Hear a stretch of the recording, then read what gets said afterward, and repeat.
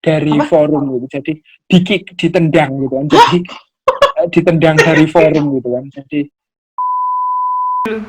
Oke Bunda, kembali lagi bersama Abinaya Bantu Bunda. Kali ini kita di sesi Abinaya Bantu Bunda. Tamu, tanya kamu. Iya, kamu. Nah Bunda, hari ini Ibu Pika kedatangan tamu nih. Temen Ibu Pika dari dulu waktu zaman kuliah psikologi. Dan sekarang dia juga sudah jadi dosen. Halo Abi. hai Pika. Halo Abi, apa kabar? Kabar baik Pika, kamu apa kabar? Baik. Baik, oke. Kalau tadi kan perkenalannya baru sedikit nih. Abi, yuk coba perkenalan dong buat para bunda semuanya biar tahu siapa ini. Halo sahabat Ibu Pika, saya Abi, saya temannya Ibu Pika. Dulu saya satu kuliahan sama Ibu Pika, sekarang saya menghabiskan banyak waktu saya untuk mengajar. Selain itu saya juga seorang psikolog dan seorang trainer.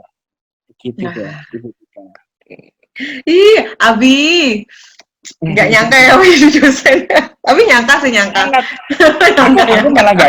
Aku malah nggak nyangka, Iya serius. Jadi dulu tuh kita barengan ya ujian skripsinya ya. Iya betul, ujian skripsi bareng, kita bahkan satu komunitas di itu, komunitas mahasiswa yang suka ngasih pelatihan gitu ya. Dan aku membayangkan pekerjaan gue adalah seorang trainer gitu. Aku nggak nyangka loh bisa jadi dosen. Ya kan juga trainer juga dosen. Iya sih. Oh. Iya, apalagi sekarang jadi dosen favorit nih kayaknya sama mahasiswa-mahasiswi ini ya. Amin.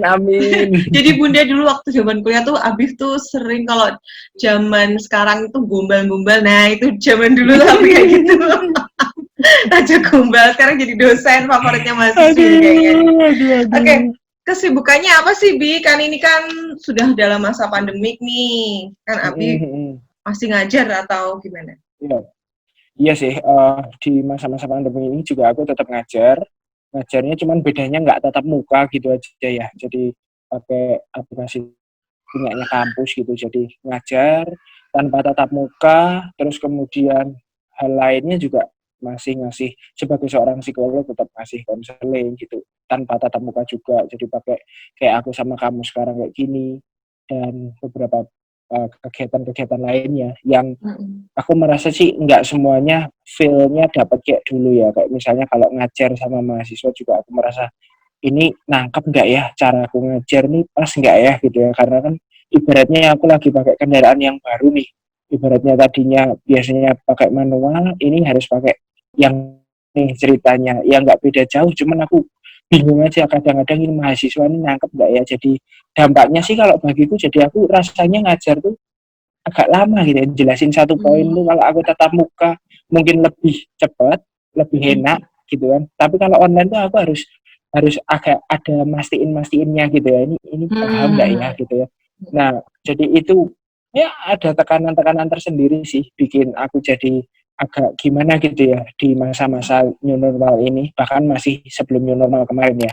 Aku merasa agak tertekan juga dengan metode yang harus digunakan. Tapi aku kira semuanya juga pada awal-awalnya tertekan deh.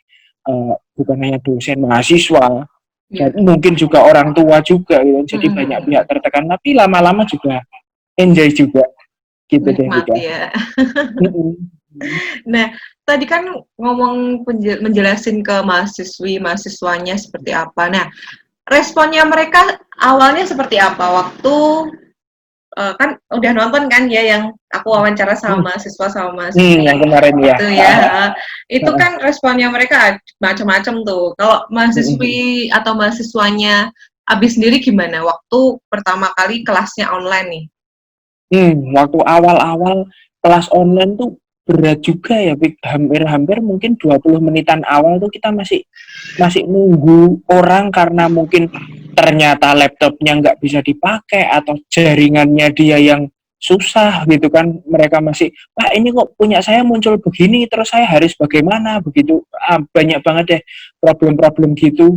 Belum juga ini, ternyata ada mahasiswa yang laptopnya ketika mereka giliran ngomong gitu, laptopnya nggak bisa untuk ini, webcamnya nggak bisa nyala. Pakainya juga nggak Oh, ada mikrofonnya gitu, jadi Pak ini kok saya nggak bisa ngomong ya, lalu kemudian habis itu baru dicek, oh iya Pak saya nggak ada mikrofonnya, ini laptop tua misalnya kayak gitu ya. Jadi ada di awal-awal sih ada teknisnya beberapa ya. hal yang teknis lucu-lucu gitu yang semua orang saya rasa ya ini punya keunikan-keunikan gitu ya. Di awal-awal memang bukan hal yang gampang ya. Iya. Kayak Pika gini ngobrol langsung enak banget di dunia maya gitu, semua orang juga pengen sih kayak Bu Pika, cuman ternyata perjuangannya susah-susah gitu ya.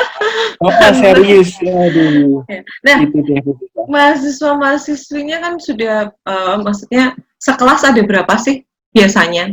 Tapi ini, 50-an deh, 50 60-an wow gitu. banyak ya. Berarti banyak orang di. Banyak. Oh, iya banyak orang sampai ini kadang-kadang kalau kalau lagi yang kelas besar yang 60-an gitu, aku minta Hah? mereka untuk nggak usah nyalain webcam deh. Satu biar kuota mereka juga irit, dua juga biar trafficnya nggak ini kan nggak apa namanya ngelek-ngelek gitu. Jika karena kalau kalau 60-an dan tanyanya nggak diatur, trafficnya walah itu wis rame banget gitu. Sus gitu ya. Betul betul gitu juga. Terus Abi ini sebenarnya ngajar apa sih kamu? Aku malah nggak tahu. Kamu ngajar apa, Oh psikologi ya, apa? saya ngajar di psikologi klinis ya. Sebenarnya home base saya di psikologi klinis. Saya ngajar trauma. Oh, Basic saya kan memang sukanya susah juga ya ini pelajaran menyedihkan tapi bilang suka tapi ya katakanlah aku passionate untuk ngajar tentang tapi trauma cocok itu. loh, cocok kamu. Oh Saya ya. dari dulu tuh Abi bahan menampung curhatan para mahasiswa saya dulu. Pasti sih terus Tika. Ini nunggu istri saya nonton dan dia akan curiga ya. Sebenarnya saya tuh seperti apa atau lebih jauh sebenarnya Ibu Pika dan saya ini ada hubungan apa dulu gitu, itu kan jadi kacau nanti ya. Oke. Oke, Iya oke, jadi oke. itu Lanjut, ngajar lanjut. itu ngajar Hmm. di trauma aku juga ya karena mungkin aku juga suka ini ya berbagi empati, misalnya aku juga ngajar di konseling, dasar konseling untuk psikologi, terus juga aku ngajar juga di seksualitas manusia, psikologi kesehatan reproduksi, aku juga ngajar di perancangan pelatihan gitu. Jadi itu antara lain itu mata kuliah yang aku ampu gitu Pika. Mantap. Wah, passionate banget ya. Kamu sesuai passion dong berarti. Begitulah. Akhir-akhir ini saya lagi merambah satu hal nih. Kalau dulu Wah, kan Pika ngerti ya, aku sejak mahasiswa nyambinya di industri kalau nggak di remaja. Nah kalau iya. sekarang lagi nyoba satu hal yang kayaknya aku malah suka juga di sini, di lansia. Jadi di Oh, psikologi lansia oke, gitu. oke. Aku lagi Menarik nyoba. ya. Doain ya besok tanggal 24 aku konferensi internasional nih. Pika 2 hari lagi berarti. Gitu ya. Tentang Mantap. lansia juga, aku presentasi tentang lansia, jadi lagi nyoba-nyoba aja sih, tapi ya begitulah Pika. Ya ampun, bangga deh, ya ampun, kamu jadi dosen. Dulu padahal waktu kita ujian skripsi, ini cercol solongan ya Bunda ya. Jadi dia tuh Abi tuh yang tak temenin dari sampai dia akhirnya lulus, wih lulus. Tapi waktu saya ujian, kamu kemana ya Bi? Soalnya dia kayaknya kamu duluan ya waktu itu ya, ujiannya ya. Waktu itu aku duluan sih, memang duluan, tapi Pemicu, emang habis itu penyemangat. kok habis itu Pika, tapi aku nggak berani nemenin Pika karena temen cowoknya Pika banyak waktu itu. Jadi saya Berarti oke, balik ke ini. Oke, masa pandemi ini persiapannya tadi kan berarti mahasiswi sudah memberikan respon, ada yang laptopnya bermasalah dan sebagainya. Dari segi dosen sendiri, cara mengajar kamu pasti kan ada perubahan nih dengan materi yang harusnya tatap muka dan kemudian dengan ini apa online, kamu menyiasatinya seperti apa sebagai dosen yang masih muda ya? Gimana? jadi nyiasatinya iya praktis, beberapa pertemuan yang melibatkan pertemuan antara mahasiswa dan klien misalnya gitu, itu kan tidak boleh dilakukan. Jadi apa yang bisa kita lakukan ya, kita simulasikan dalam kelas, kita juga bisa diskusikan dalam kelompok-kelompok kecil, bikin satu output, kasih target ke mahasiswa supaya mereka juga diskusi tapi secara online, udah gitu-gitu aja. Jadi di mata kuliah itu tadi salah satunya trauma gitu, bahkan yang aku lakukan cuma memfasilitasi mahasiswa untuk saling cerita satu sama lain aja dan mengerti. Misalnya yuk pertama kita belajar tentang traumatic event. Nah, traumatic event itu kan hal yang menyebabkan seseorang jadi trauma gitu ya. Coba deh cari tahu temenmu apa, ya udah akhirnya mereka hanya ngobrol satu sama lain gitu. Real yang kurikulum sebelumnya saya akan minta mereka untuk ketemu orang yang ada di luar kelas gitu, jadi total orang baru yang nggak ngerti trauma itu apa gitu kan, tapi karena kondisi nggak memungkinkan jadi ya udah aku hanya fasilitasi mereka antar teman aja untuk cerita bertiga-tiga gitu dan saling sharing ya. Harus dibatasi seperti itu kan karena tidak boleh ini ketemu langsung gitu. Ada sih satu mata kuliah yang memang harus ketemu langsung waktu itu dinamika kelompok gitu karena ngasih project untuk ini orang-orang yang terdampak corona, tapi agak ribet juga karena harus memastikan bahwa mahasiswa yang turun itu sanitas dia punya prosedur yang bagus, kayak harus pakai masker, harus pakai pelindung. Mereka resikonya juga ini ya, tinggi banget. Iya gitu sih Vika. Ya itu dia trauma ini. Sebenarnya yang jadi bahannya mahasiswamu banyak ya, maksudnya karena masa pandemi ini pasti ada banyak orang yang terdampak dan mahasiswa-mahasiswimu juga banyak nih kasus nih sebenarnya. Tapi kembali lagi kalau kita harus terjun dan masuk langsung itu pasti ada resikonya ya. Di online ini ya, lebih ke online. Oke, terus ada nggak sih cerita lucu dari mahasiswa atau mahasiswimu saat melakukan online ini?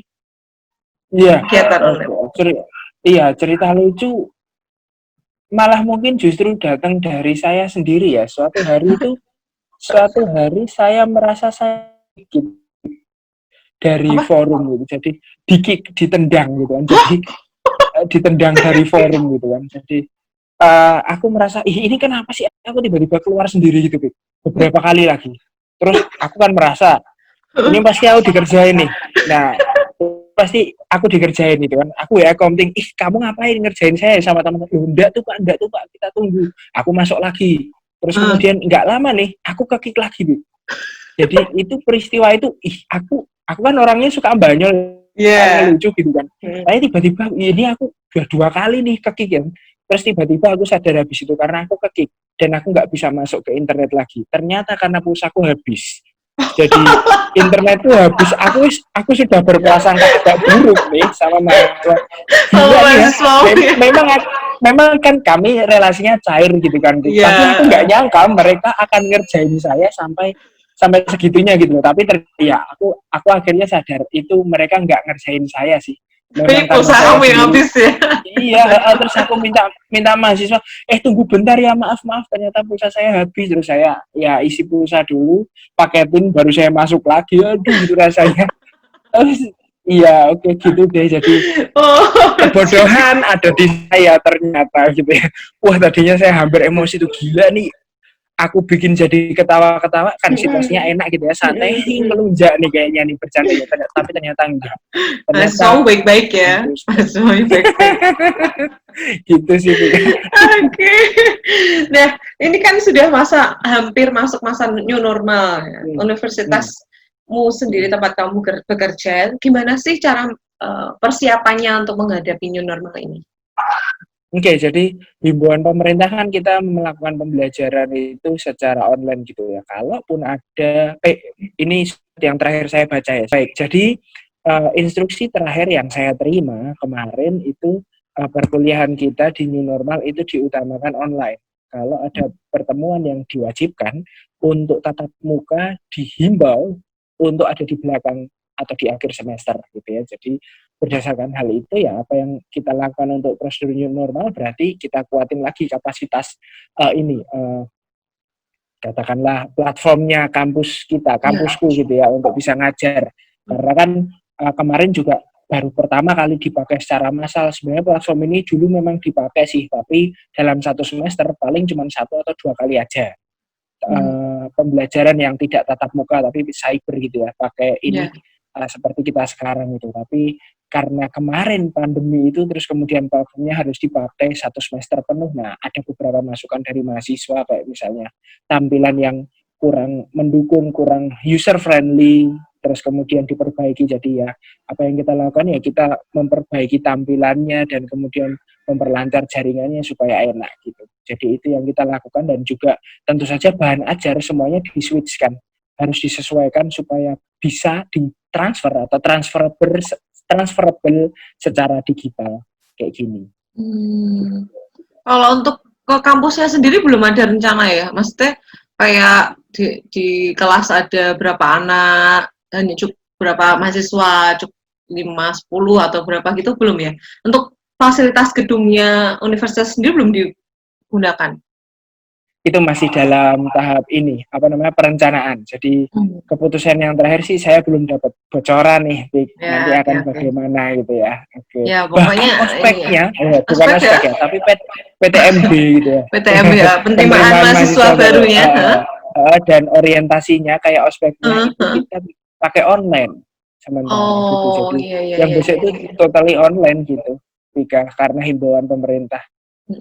Iya sih. Jadi kalau aku baca sih memang dari Bapak Nadiem Makarim ya, kayaknya untuk tidak ada tatap muka di perkuliahan ya, baca sekilas sih waktu itu di berita itu.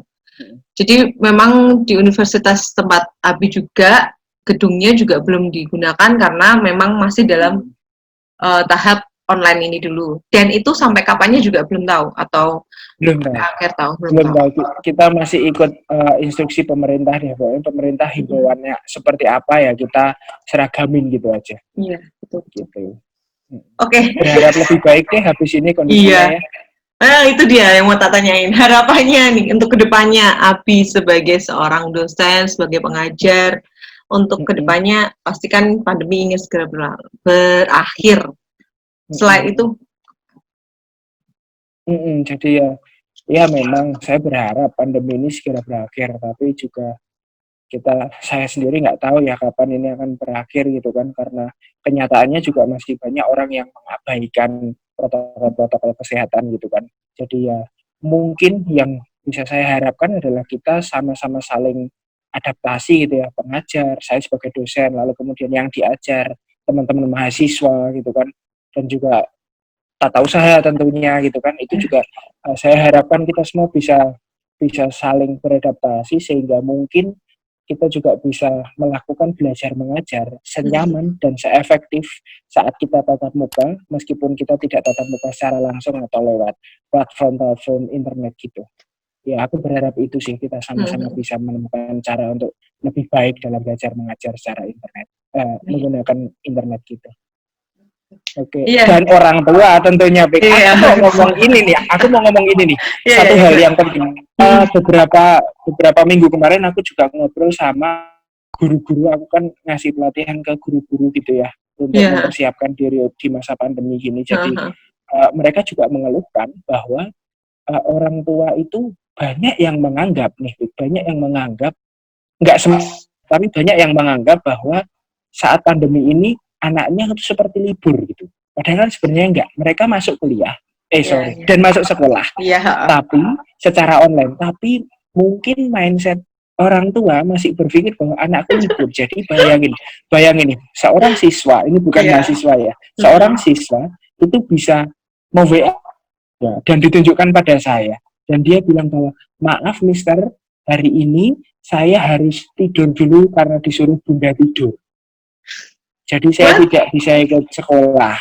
Bayangin nih Kak, jadi itu lagi sekolah nih, bayangin kayak kamu sama aku, kamu lagi ngajar dan aku siswanya gitu kan, harusnya aku, iya Miss Pika, oke Ibu Pika, iya terima, harusnya gitu kan. Lalu kemudian mamanya datang dan suruh tidur, dan kemudian aku log out dan aku WA ke Miss Pika gitu, Bu Pika mohon maaf saya disuruh mama saya untuk tidur gitu kan. Jadi ya hal-hal seperti ini yang aku merasa ya di generasi yang dulu, bahwa ketika kita datang, ketika kita kerja, bahkan ketika kita menunjukkan kesetiaan di tempat kerja itu ditunjukkan dengan kita harus datang pagi-pagi, harus pulang larut gitu kan.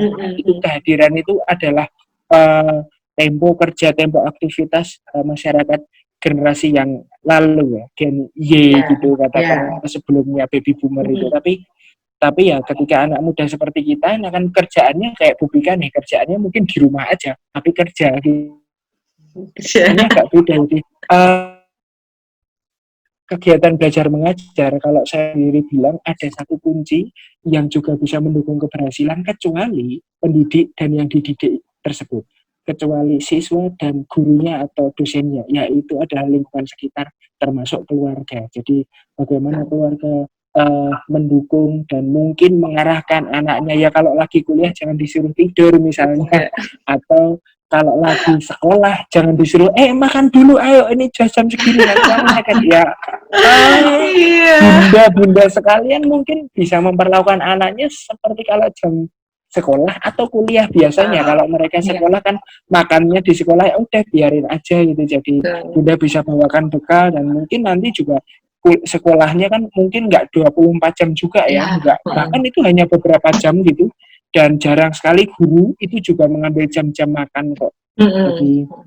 Jadi kita bisa atur kapan ya. Jadi orang tua memang asik kalau tahu gitu ya, anakku besok pelajaran apa jam berapa, sehingga bisa menyuruh tidurnya tepat gitu, nggak nabrak dengan jadwal-jadwal pendidikannya gitu. Jadi anak dalam masa pandemi ini tetap bisa berkembang dan belajar dengan baik. Gitu deh. Itu dia dukungan dari keluarga juga yang penting ya, para bunda dan ayah. Sangat ya penting. Saya juga sebagai bunda ini kalau dibilang belajar 1 jam 2 jam ya enggak, 24 jam ini. Karena dari pagi sampai malam gini masih on ya Queen ya. Apa aja masukin di dalam materinya, nggak masuk juga masukin materi ya Queen ya. Biar ada nilainya ya Queen ya. Dan kayaknya juga harus sedia kuota sama memori HP juga ya. Karena apapun yang kita kerjakan kan otomatis difoto ya nggak sih hasil kerjanya, atau di email ya kalau di kamu ya? Iya, hampir selalu ya. Meskipun nggak selalu tapi hampir selalu metode itu yang kita pakai gitu. Otomatis kan nggak ada hard copy ngasih kumpulin tugas nih Pak, enggak kan? Pasti email juga ya. Email. Oke Abi, awas seneng aku sama ngobrol. Ini ada souvenir cantik. Nanti aku minta alamat Abi. Oke. Buat masa-masa istri sama istri ya. Ini. Siap-siap. Terima kasih Bu Bika. Sama-sama Abi. Jangan ditutup dulu ya, aku tak closing ya. Apa kira-kira ada yang mau omong tambah omongan lagi nggak? Mau ngomong apa? Enggak sih, Sudah cukup ya. Sudah. Sip. Oke Bunda, demikian obrolan seru bersama tamu saya, teman saya dari kuliah dulu yang sekarang sudah jadi dosen. Semoga bermanfaat dan harapannya pandemi segera berlalu, kita bisa kembali seperti sedia kala, bertatap muka lagi ya para mahasiswa dan para dosen. Nah, selalu ingat untuk subscribe, like, comment, and share ya. Sampai jumpa. Bye-bye. Nah.